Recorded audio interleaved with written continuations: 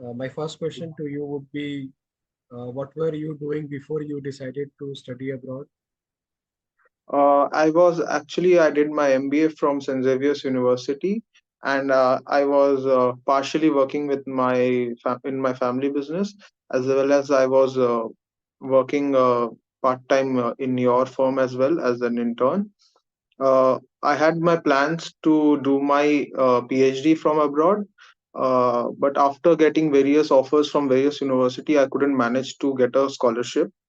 And after lots of brainstorming and talking to all the different professors from different university, they gave me a suggestion that because in India we do not have a research background, so I should preferably go for a master's course in some other country and do, or maybe in India. And then after the research getting the research exposure, I should reapply for a PhD. Then my chances of getting a scholarship will be much more. So yes. And how did you decided that you should join this college and country? Okay, so the best part about Germany is that there is no tuition fee, and you can pretty much manage your expenses by doing part-time job. Because even if you are doing a part-time job, you are earning around if you even if you are doing a mini job rather, you will be earning around 500 600 euros. And if you are staying in a smaller town, you can easily manage in 600 euros for your entire expenses. Okay. And did you Yeah. apply to any other country apart from Germany? Yeah, I had Ireland in my mind, which was my second backup, and Italy. These were the three. Italy would be the second one, and then it would be Ireland. But my family was not okay with Italy, uh, so for some reason. So yeah, that is why I chose either Ireland or Germany.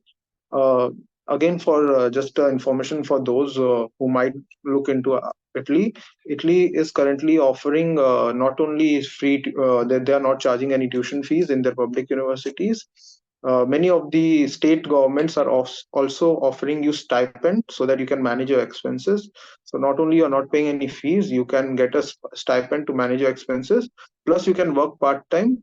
So maybe you can, if to meet your extra expenses or send some money home, so that yeah, that is what you can do. Thanks for the answer. And how was the documentation and the visa process for Germany? Okay, before this okay, anyways, going ahead with this question, uh, I will like to say that for the documentation work, you will have a checklist which will be provided by the German council. uh, th- there are list of documents that you need to collect, and you need to get it attested, and then you can submit, you can apply to the VFS portal. And yeah, that is it. And then you need around 1.5 month, you need to wait for the entire process to take place, and then you can receive a visa acceptance or rejection, whatever. Okay, sure. And any other thing that you did as part of the admission process apart from this Yeah, documentation the and visa? application process in Germany is quite recently they have added the APS certification, because there were lots of students who were making fraud degrees and all those stuffs. So they first the before you even start your admission, you need to apply for the APS certificate. And basically the German council in Delhi, they will collect all your CV, all your details. They will personally check with the university and the other organizations if you were actually working or you were actually studying there. And then they will give you the APS certificate. Once you get the APS certificate, you can go ahead and apply to different university. Most of the universities you can apply through UniAssist portal. Some universities they have their own portal through which you can apply to. It's usually a common kind of application process for most Yeah, universities. for international students, it's a common procedure, but the portal is the same actually, the UniAssist portal, but every university has different needs. So you need to go through the DAT website. You need to check what all documents are required. what is the English language qualification if it is required. If there is German language qualification and it is required, you need to collect all the documents. You need to post all the documents here in Germany to the uni assist office, and then you need to apply for the courses as well. So did you have to take any German courses in India, or you could do that in Actually, India? it would have been very easy for me to manage my living here if I would have studied German. Unfortunately, I have not. So going out and communicating becomes a tough thing. But slowly and steadily, you stay here, you talk to people, and you learn a lot of things because it is pretty much quite similar to English, and some words are also common to the Sanskrit words. So yeah. Like for example, we say nama in nam in Hindi or Sanskrit. They also say nama in German. So some things you can collect if you have a good grasp in Hindi and German in English. Then you can some words you can understand here and there. Sure, sure. Yeah, yeah, obviously. That's the, that's the basic in general. So how was Mhm. your settlement process? Like which airline you took to come to Germany, and how did you fly here, and then how did you find your housing, and how you Okay, settling here? people people suggest that you should either you can go to the private housing thing and you can mail them, and if they have a vacancy, they will write back to you and you can apply. I am not actually aware of the process for private housing. For student and work and other stuff, you can apply through the university portal for a student dormitory, and in the meanwhile, it takes time to give you a dormitory from the student in work. So you can actually also look at WhatsApp groups and Facebook groups, and from there you can communicate and find a student who is going for an internship or he's going back home for a couple of months, and you can get accommodation for a couple of months there, and you can stay there. Yeah. And for airlines and all, there were two major airlines that the student used, primarily Vistara and Air India, uh, followed by Qatar Airways. I was lucky enough to get an offer from Air India, which was around 30,000 rupees. So I chose Air India, but Vistara gives more luggage, but it was very expensive at the time I was booking flight. It was around 40, 50,000. So I chose Air India. And how was the weather difference when you came here, and fluctuations like last few Initially, months? initially it was very difficult for me because although we stay in the north of India, I have stayed in Delhi and Lucknow and all as well. So I was used to the winter, but after I came here, the temperatures went below zero, so it was very difficult. But slowly I got used to it. And you need some protective gears like snow shoes and uh, winter jacket and all those stuffs. Yeah, you can buy it from India, or maybe I would suggest that if you do not have it, buy it from here. Which month you arrived here? I arrived in the month of November, in the late November. By the time I got my everything active and I started attending class, it was December. Okay, so you witnessed the first Christmas of Yeah, Germany yeah, in foreign I country. witnessed the Christmas. Yeah, How they was have a that experience? it is very famous. They have a Christmas market. It is it is very good. You can explore the place. Uh, they are very fond of beer and also. Yeah, if you are into drinking, you can try it. Okay, sure. And how is the education system and life in general compared to India? What are the major differences you saw in the last few months? Okay, okay. So this I will be answering it in a elaborate form because I need to compare two countries.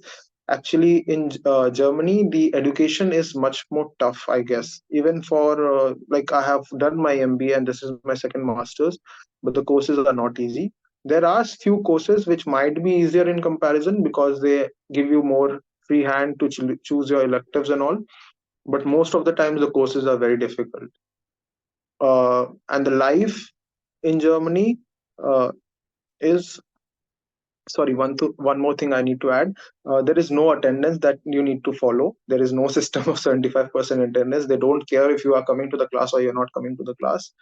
but be prepared for the exams. It is not easy that you will just go one night preparation and you'll go and you'll sit and you'll pass the exam.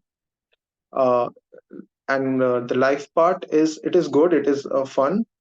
The culture shock that is there is, on Sundays everything is closed, there is nothing. The other thing is, there is a language barrier, you, so yeah. And there is a small Indian community, so you will feel you are misplaced. Even in the university there are not of lot of Indians, and most of them, they tend to make a group respectively of their state. So, if there is a group of Tamil Nadu people, they will be separate. They won't like to mix with the North people. If there is a group of Gujaratis or and all, they will not like to mix with you. So it is a sad thing, but anyways, it's there. But mixing with the Germans, was it okay, or like mixing with the other country people? uh, Mixing with the other country people, the students, it's fine because they are also students, they are international students, they like to talk to you. Mixing with the Germans is difficult because they don't like to talk in English. They actually don't understand English. So either you know German or something, then you can mix with them, or else someone is not. Someone knows there is a German guy or a girl who knows English. Then you can talk to them. Yeah, they are not rude or something. They are not racist, but it's just Yeah, yeah. that they are very proud of their language, and they don't. They are not obsessed with English like the Indians. Like, कि English आता है तो you are very well educated. It's not there. Say. And what part of which German culture excites you the most that you probably have experienced or want to experience? The German culture, coming from a corporate background, I would say the work-life balance. It's amazing. Like recently, they have planned. The government has planned that, and they are doing a 6 months trial with the top organization for four days in a work. You will be working 4 days in a work. So yeah, they are very, I would say, unlike our Infosys Narayan Murthy, he said 70 hours we should work. Over here, they want you to spend equal times at home as well as at the office. So their work-life balance is amazing. Apart from that, the people are open-minded. They will talk to you. There is no racism and all. So yeah, that is it. Irrespective of your culture or your religion and all. And what are your future goals for the next 5, 10 years? Anything you have planned?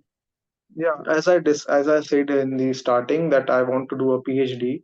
So after doing this, I'm actually looking for a MSc plus fellowship that I can get. So yeah, in the university, I'm looking for it. Many students have got it. So maybe if I'm lucky enough, I will get one too, and then I can do my PhD over here as well. So this master's is 1 year, and then it's a PhD for next 3, 4 years. Yes, yes, yes. But is there an option to upgrade the master's to PhD, or you have to do like you have to finish the master's, It then only you depends. can do It depends PhD? on the professor. It depends on the professor. If you can pitch him, or he is working on a project, and he needs someone, he's willing to hire you. So over here, the PhD is not a study actually, so it's a work. Basically it is considered a work. So actually they hire you. If in case they hire you, then it is good. Otherwise, it is difficult. You will have to look for other countries, as other universities in the country as well. Yeah, So but PhD is like most of three the years or time four they years?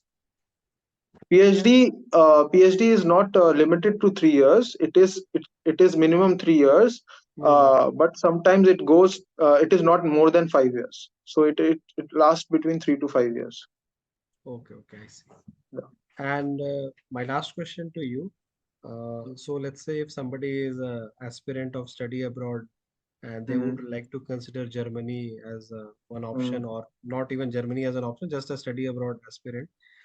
Do you have some advices for them to decide their college and course? Like, what are the, if, like, let's say if you were only back few months ago, 1 year ago, Mm-hmm. would you do anything Okay. very different?